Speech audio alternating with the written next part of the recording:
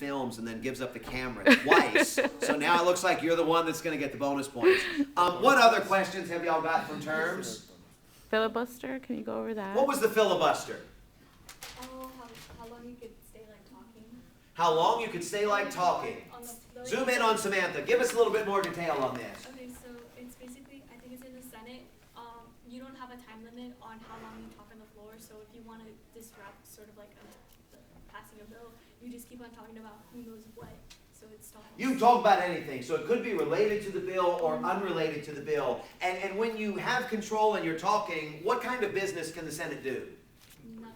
They cannot introduce bills, they cannot vote anything, they cannot deal with any procedural things, they can do nothing. And the idea is that if you stop the Senate for long enough, then usually the party that's pushing a bill will pull the bill back or they'll make some concessions to it. Do you remember who spoke the longest?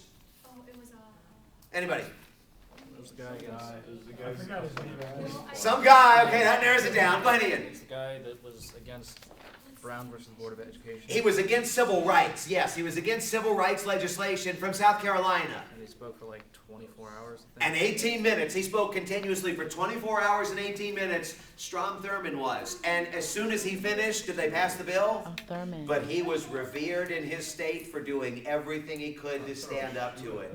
Washington, if you remember, said that the House is like the coffee cup and the passions are like the hot coffee and they'll spill over into the saucer. He said the Senate is like the saucer where the passions cool. Filibuster is supposed to be a way for people to talk about issues, let things cool down. But when he spoke, can you give me some things that he actually spoke about? Go ahead, Toby. His grocery list. His grocery list.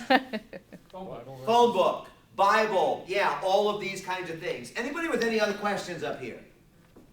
We've talked about name recognition, franking we talked about, hotline is out, reapportionment we dealt with, gerrymandering we dealt with, filibuster, powers of the House, powers of the Senate, characteristics of the House, characteristics of the Senate, anything? Ex post facto law. What was the ex post facto law? What does that literally mean from Latin? Go ahead, Toby. takes- Like some prior, you can't like, I think it's like a law can't get you because of it's posted like prior to like a certain crime that you commit. The law is posted prior to a certain crime I you mean commit. like, so the process is like when a law is submitted or made. Yeah. It takes some time to be to take action. Yeah. Or to be enforced, and during that time, or like before it's starting to like come on and be enforced, Yeah. and you happen to have a crime that you Zoom in on did. Toby. No, I can't. Yeah, this is a labor. Ian, go ahead, but stay zoomed in on Toby. Go ahead, Ian. If a law is created, any action that would violate that law prior to it coming into existence is, Yeah, when does a law typically take effect? If we passed it today, November the 20th, when would it Today. likely take effect? tomorrow, I think. Okay, tomorrow, maybe January 1st, maybe July 1st, maybe Monday, maybe a couple of weeks, but it's always in the future, right? Ex post facto law, if we pass it today on November 20, when could this take effect? Today. November 19th. Yesterday. Yesterday. It could take effect retroactively, and that's really the key word. It takes place retroactively. So you could pass it today on November 20, but you could make it applicable on October 20, which means that all of the things that you did that they have now declared illegal, but were actually legal between October 20 and November 19, you could be charged for. And Article 1, Section 9 up here actually limits or deals with the limits to the powers of Congress. Ex post facto law is a limit. They cannot pass ex post facto laws. Bill of Attainder was the other. Do y'all remember Bill of Attainder? Bill of Attainder is where the legislature will pass a law that declares you guilty of a crime. This is specifically listed as a limit of power in Article 1, Section 9. So if you get accused of something, you get an attorney, you go to court maybe even you take the stand. Well, in this instance with the Bill of Attainder, they're going to pass a law that says you're guilty. There's no attorney. There's no day in court. There's no ability for you to fight it. They have just declared you guilty, and they would use this to take your land while you were in jail, going back historically speaking. Anything else up here?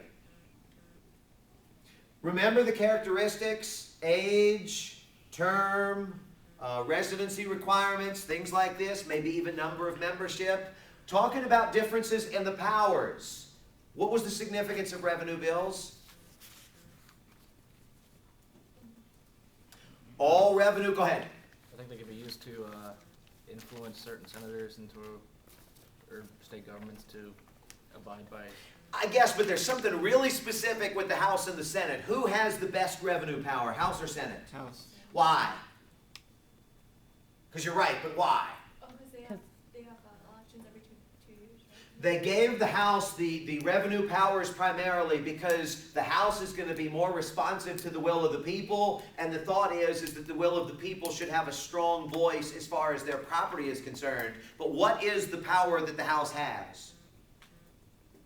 All revenue bills must originate in the House. Be careful with this one. What power, now the Senate can still vote on them, but all revenue bills must originate in the House for the reasons that we just said.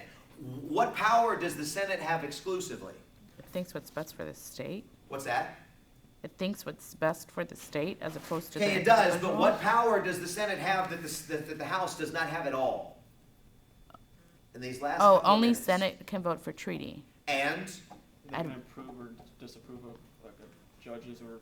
treaties and appointments. The House has no constitutional role in treaties or appointments. Only the Senate has the role. So the President will nominate justices to the Supreme Court, cabinet members, with the advice and consent of the Senate. But the Senate, of course, the President will nominate. The Senate is ultimately the one that says yes or no. The President will negotiate, maybe through the Secretary of State, different treaties, but the Senate has still got to approve it once the President has negotiated it. The House does not have a constitutional role in this. Other differences. We didn't talk about impeachment as much as we should have, and I think both of these classes we didn't really deal with it at all. What does impeachment mean? Anybody? Go ahead. Zoom in on Samantha. So basically, if the president does something bad enough, he could get kicked out of office. Impeachment is literally charging somebody with a crime. Impeachment is literally charging someone with a crime, and it is the House with a simple majority vote that will charge someone with a crime. President, Congress member, judge, this kind of a thing, federal officials for the United States Congress. Once they're charged, and this means that they're not guilty, they've just been charged, then at that point it would be the Senate that tries the impeachment. And if you are convicted by a significant majority in the Senate, meaning Republicans and Democrats are going to have to come together on this, then at that point you are removed from office. So technically speaking, you are not automatically removed with impeachment, you're only charged. But when the Senate approves or convicts you of that impeachment, at that point you would be removed. So the House charges, and then the Senate tries and potentially convicts. Go ahead. What criminal laws would generally provide ammunition to an impeachment? For President Clinton, he lied under oath. Okay. He lied under oath. For example, it's funny with judges, believe it or not, sometimes judges stay too long and they begin to lose some of their mental capabilities. You would have to impeach a judge to remove him or her. And technically, they might not have done anything illegal. They just didn't have the same mental capacities and they wouldn't step down. But they could be impeached, not because they broke the law, but maybe because they're not applying it the right way anymore. Try to do it on Nixon. But They would have, and they probably would have actually impeached him. There are only two presidents that have been impeached. One was Clinton in our lifetime, and the other one was actually Andrew Johnson. And with Clinton, a majority of the Senate agreed to convict him, but not enough of a majority to find him guilty. So the Republican majority was in favor of removing him, but he never got it. Andrew Johnson never actually, he was impeached, but it wasn't a majority of the senators thought that he was actually guilty of it.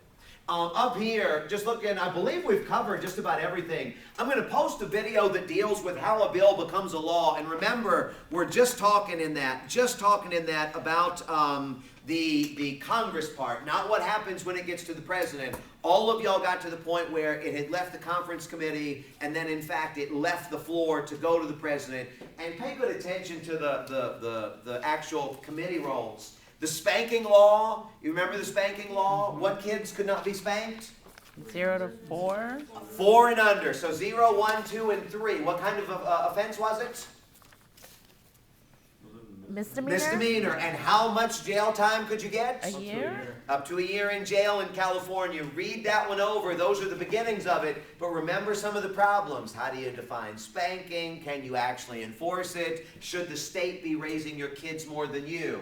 The X Factor in the 10 o'clock class, y'all said you didn't have that one. I'm pulling X Factor from the 10 o'clock, but not from the 9 o'clock, because y'all did. Protecting our kids was the sex offender article. And if you remember, that had to do with ex post facto. But remember, California and a number of states were passing laws to stop convicted sex offenders from living within X number of feet of schools or daycare facilities.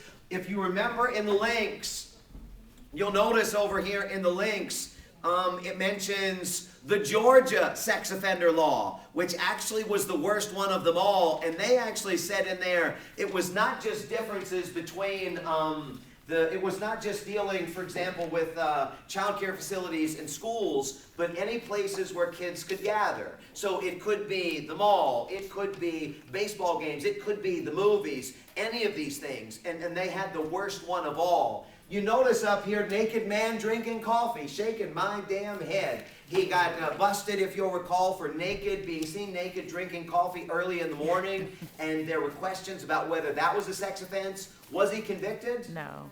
Why? Because they couldn't find a reason for him to like. She was. She actually cut through the yard, and she saw him when she cut through the yard. But the other piece on this was, they thought, they charged him because they thought he wanted to be seen. They could not prove, in fact, that he wanted to be seen. And if you remember on this, they would have to give you a warning, and then you would be subject to prosecution. But if they give you a warning and it happens again, that's all she wrote. And depending upon the state, that could end up being a sex offense crime. Go ahead. Well, actually, I read an article where he was convicted by like a circuit court judge. I mean, by a district judge. Yeah. But the circuit court overturned them. Yeah, so ultimately, he was not convicted. Since James said that, that means the 10 o'clock is now. No, I'm totally kidding. I You was gotta like, be careful about this. I'm gonna remove the Miller test so you don't have to worry about That was that. on there. And down here at the bottom, and this is gonna be for everybody, down here at the bottom, there's Kentucky Fried Hillary. And the distinguished gentleman, I'm going to throw a couple of links in there, just so you can kind of go back and refresh some of the scenes that I had shown you. I'm going to deal with Christmas lights on the final. I'll deal with Christmas lights on the final. Anybody with any second questions? So remote Christmas. What's that? Remote Christmas. Yes, and you won't even, if it's not up here, then you won't have to worry about it. Yeah, you won't have to worry about the links. I can remove those. Any other questions? So you'll do that? So you'll move the links we don't need to know? I'll do it right now. Any other questions? What is ADA? ADA was the Americans with Disabilities Act. Do you remember what the minimum aisle requirement was in a store? 5 feet. Was it 3 feet, Oh. 36 inches. It's always bad when the person with the camera yells out the wrong answer. You would Everybody hears blast it. me. Yes, Sean? No, last question, because you said the ex post facto law. I mean, you said it's a bill that's passed one day and then basically it can be enforced later. Retroactively. Yeah, retroactively. Yes. How far back is that again? What's That is however they want. And if you remember with the sex offender laws, the argument was, we passed this today that says you can't live somewhere. But if you were convicted of a sex offense crime 5 or 10 years ago, then we can actually even make it retroactive that far back, and you would not be allowed. And see, the debate that we were having in class was, okay, it makes sense that you want to protect the kids, but in protecting the kids, you're also violating the rights of sex offenders. And I'm being perfectly legit on this. That's a difficult argument to make if you want to say, hey, I'm interested in protecting the rights of the sex offenders over the rights of the kids. But I can't think of any other criminal action where they put people up publicly on the websites, and that seems problematic as well. And that's why I have that family watchdog in there, because family watchdog, it kind of helps you find these things. And one other thing, and I mention this in all the classes, take a look at political parties and interest groups, because there is a video that deals with that. And I'm just making up some time for when we missed that day because of the biblical floods in Frederick earlier this semester that I couldn't get down for. But take a look at that. It might make a good short answer. It's just the second video up there. It says political parties and interest groups. Could turn into a couple multiple choice questions. Anybody with any other things? If y'all feel good, I feel good. Good luck on this. I'm going to try and get the videos posted. Have a good weekend.